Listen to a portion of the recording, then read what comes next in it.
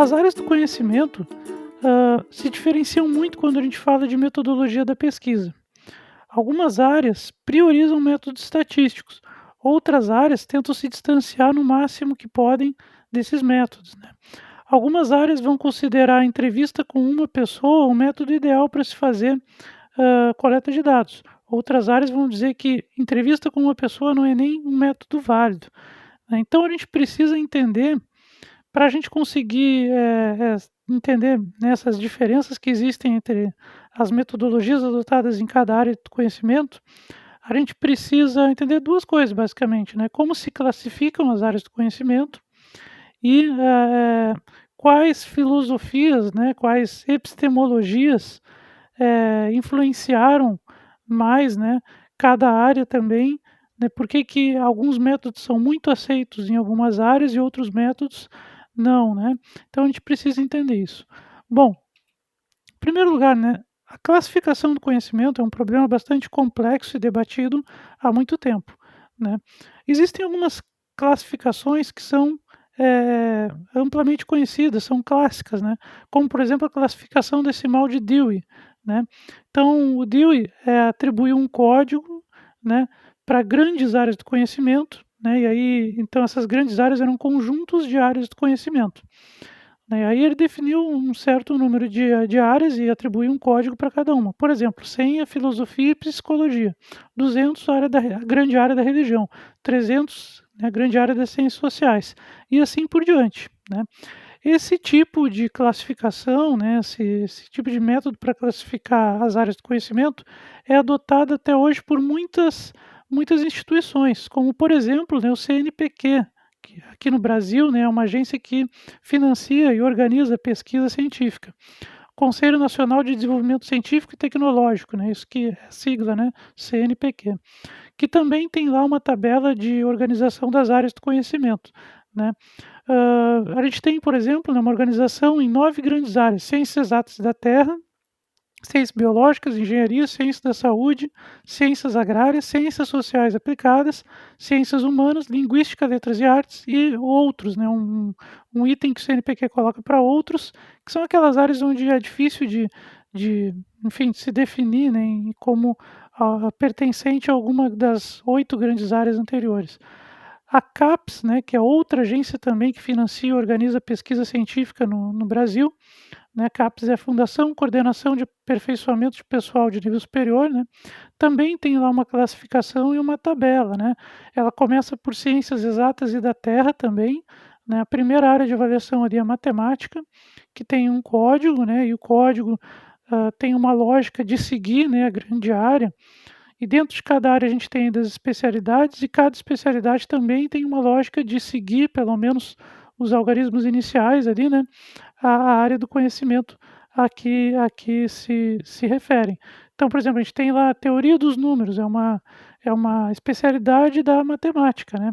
Então começa com 101, assim como também 101 começa matemática. Então tem uma lógica ali na organização para que se consiga estabelecer um código e ligar esse código a determinadas áreas do conhecimento, né. Eu, proponho aqui uma classificação alternativa, né, considerando 6 grandes áreas do conhecimento, para simplificar um pouco mais, né. Então, a primeira, né, ciências humanas, onde vai ter filosofia, geografia, história, né, enfim. A área da cultura, né, que tem a grande área, né, a segunda grande área, que é a da cultura, que tem dança, desenho, dramaturgia, letras. A grande área das ciências socioaplicadas, que tem direito, economia, administração.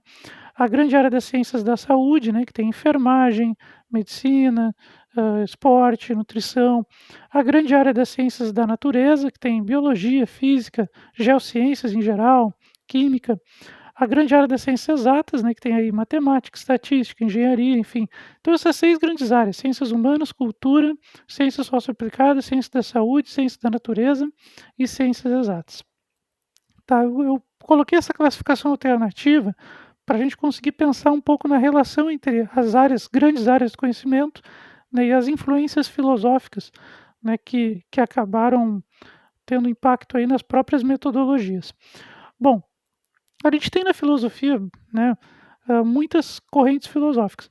No caso do método científico, da metodologia científica, algumas são bem importantes, como, por exemplo, o paradigma positivista, né. O positivismo ganhou muita força, principalmente no início do século XIX. E as principais características, né, dessa forma de se pensar em ciência é que, os positivistas consideram que há uma verdade universal, né, que se pode alcançar por meio de métodos de critérios objetivos, né. Então existe uma relação entre o sujeito e o objeto.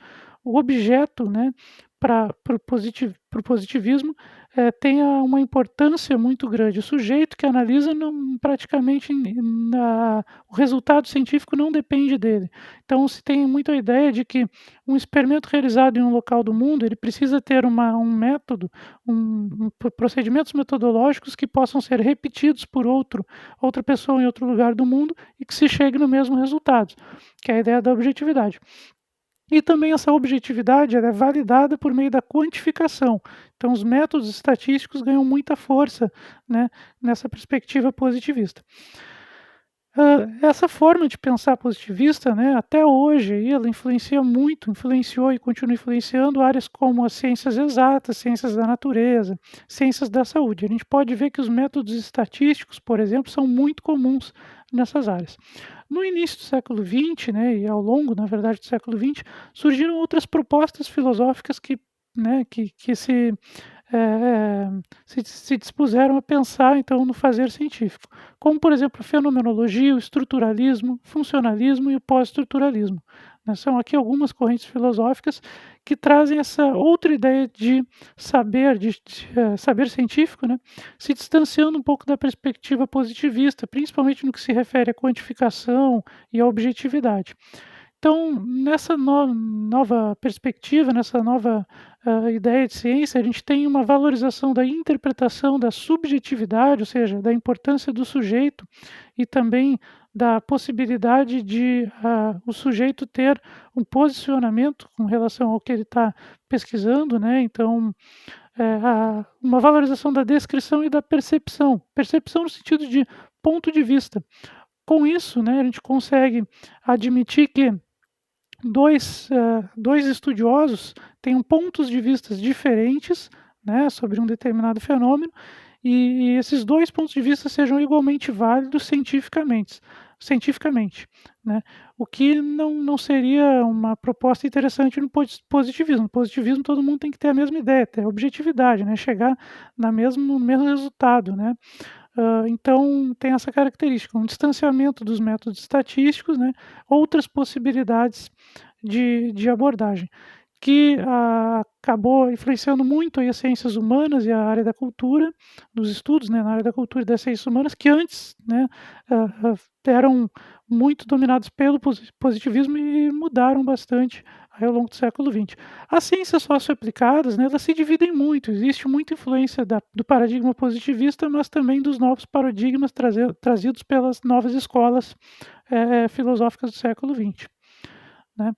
Bom, e a parte disso, né, então eu separei até num outro quadro aqui, existe o formalismo lógico-dedutivo, né, que ele não se baseia em observações, né.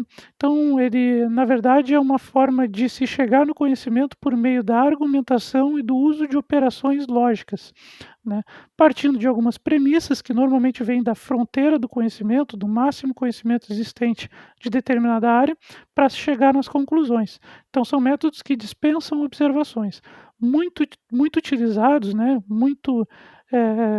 tiveram um grande impacto na matemática e na filosofia. Então essas são as formas de se produzir conhecimento, basicamente, nas diferentes áreas do conhecimento, e é por isso que algumas áreas do conhecimento priorizam, né, valorizam muito os métodos estatísticos, e outras áreas do conhecimento tentam se distanciar deles, tentam fugir deles, né, e tentam adotar outros procedimentos, como entrevistas. Inclusive entrevista com uma pessoa pode ser uma forma de se produzir ciência, né, dependendo da perspectiva que se tem, dependendo muito também da área do conhecimento e linha de pesquisa que se está inserido, né.